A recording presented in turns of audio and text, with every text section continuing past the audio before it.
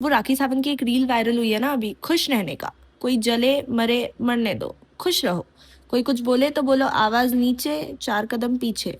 और इसी मंत्र के साथ मैं भी अब निकल चुकी हूँ आज के वीकेंड के लिए। Hello, good morning my YouTube family. एक और ब्लॉग में आपका स्वागत है।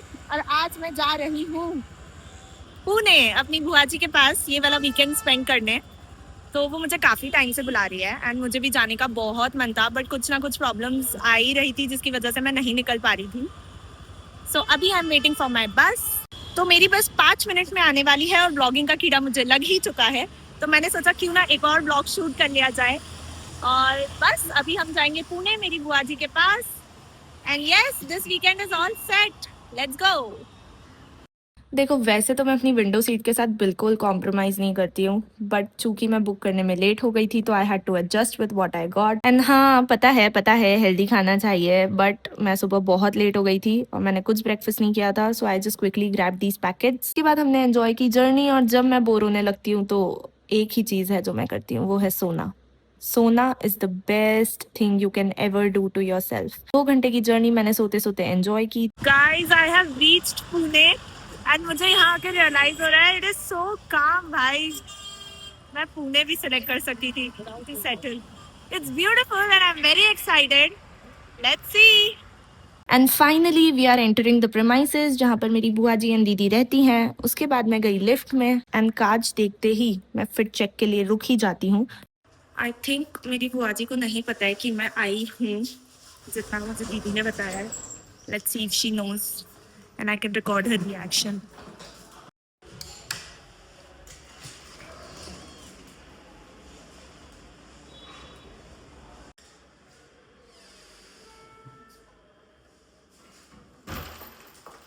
दीदी तो बोली कि नहीं आएगी।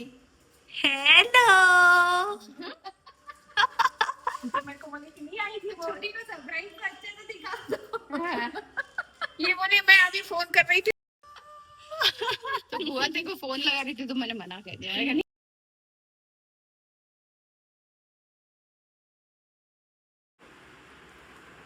ये मेरी बुआ जी प्यारी सी जो कि सैड हो गई थी कि मैं नहीं आ रही हूँ।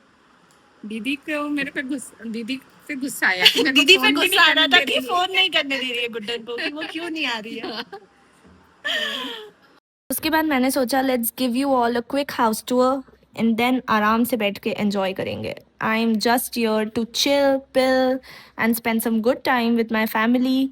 हाउस टूर देते देते मुझे फिर से एक कांच दिख जाता है और मैं फिर से फिट चेक के लिए रुक गई, बिकॉज रुकना ही चाहिए guys. If not you then who. भैया रिद्धू, तुम्हें तुम्हारे अमानत दे दे। कहाँ रखा बुआ जी? अरे अरे दे दे। खाएगा तो मानेगा नहीं। और बट अभी नहीं खा, लंच के बाद खा लेना। बैठ वहाँ पे। मेरे को समझ में आ गया। मुझे समझ में आ गया।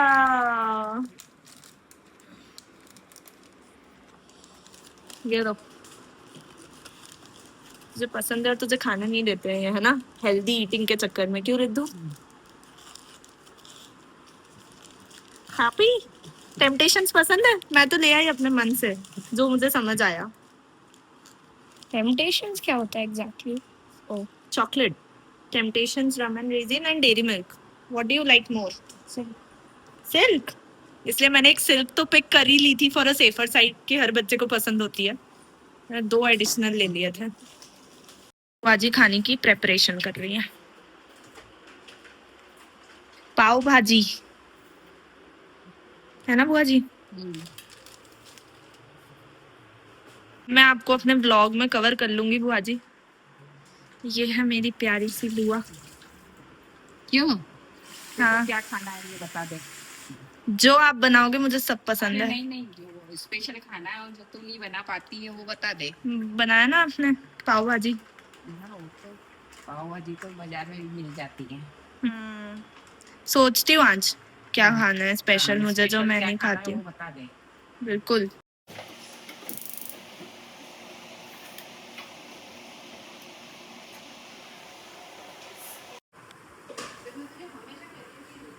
रेडी रिद्धू कुछ बोल दे मासी के ब्लॉग में। नहीं बोलेगा। Like and subscribe. Thank you. तो अभी आपको पता है इंस्टाग्राम पे ऐसे ट्रेंड चल रहा है कि हमारी बुआ जी इतनी टॉक्सिक है, या फिर हमारे जमाने में ऐसी बुआ होती थी और हम आजकल की बुआ है। अरे तो लेकिन मैं चेंज सबको होने दे। नहीं, कोई ड्रेस मतलब नहीं है, लेकिन मैं सबको ये बताती हूँ कि मेरे जमाने में भी मेरी बुआ कभी भी टॉक्सिक नहीं थी। She has been with my parents like anything. ये इतना बड़ा सपोर्ट सिस्टम है ना हमारे घर का। मेरे मम्मी पापा का इतना ख्याल रखा है। तो my bua ji is a very motherly figure. और बचपन में बुआ जी आती थी तो हम नहाना, खाना, रहना, जाना, इधर उधर सब बुआ ही करेगी। तुम्हारे घर की होती होगी बुआ टॉक्सिक, हमारे तो घर की रौनक है, रौनक। तो अभी बच्चे ऐसे बोलते हैं कि बुआ जी आने वाली है तो इधर उधर भागने लग जाते हैं। हम भी भागते हैं, लेकिन उनका बैग लेने, उनको वेलकम करने, उनको प्यार करने। इतनी ज़्यादा पाव भाजी खा ली थी कि मैं पांडा की तरह सोफे पर पड़ गई। And I just love the food, बहुत टेस्टी बनी थी। उसके बाद मैं बुआ जी के लिए एक साड़ी लाई थी जो मैंने उन्हें दी, and she really liked it. फिर उन्होंने मुझे लाके दी ice cream for some dessert. And उसके बाद डिनर का टाइम हो गया। थोड़ी चिट चैट करने के बाद हमने खाए पानी पताशे। ऐसा लग रहा था कि मैं सिर्फ खाने के लिए आई हूँ, and I just enjoyed it so much. खाओ पियो मस्त रहो, रहो और मस्त रहो, कल का सोचना ये बंद करो, करो तो आज का प्रबंध करो। सॉरी, मैं पूरा गाने ही गाने लग गई। नंदलेस उसके बाद हम गए नीचे वॉक करने। दीदी मुझे दिखा रही थी अपनी society, and this was a huge cricket ground, basketball court, badminton court, games room, table tennis, swimming pool. And then उसके बाद हम गए दीदी की जिम देखने के लिए।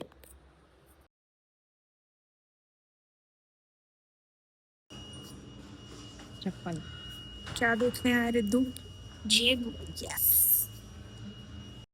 जिम देखकर तो मेरा दिमाग ही घूम गया था। मैं एकदम अलग जोन में चली गई। मन कर रहा था कि मैं भी जिमिंग स्टार्ट कर दूं। And to be very honest, मुझे कब से जिम ज्वाइन करना है, बट पर्सनल ट्रेनर के साथ बहुत महंगा है यार। मुंबई में बहुत ज़्यादा पैसे ले रहे हैं। वही फिर हमने जिम वगैरह देखी एंड वापस घर आ गए। घर आने के बाद हमने खेले बहुत सारे card games, and it was such a refreshing Saturday. I can't tell you guys, मैंने बहुत एंजॉय किया। देन बस नेक्स्ट दिन निकलने का टाइम हो गया।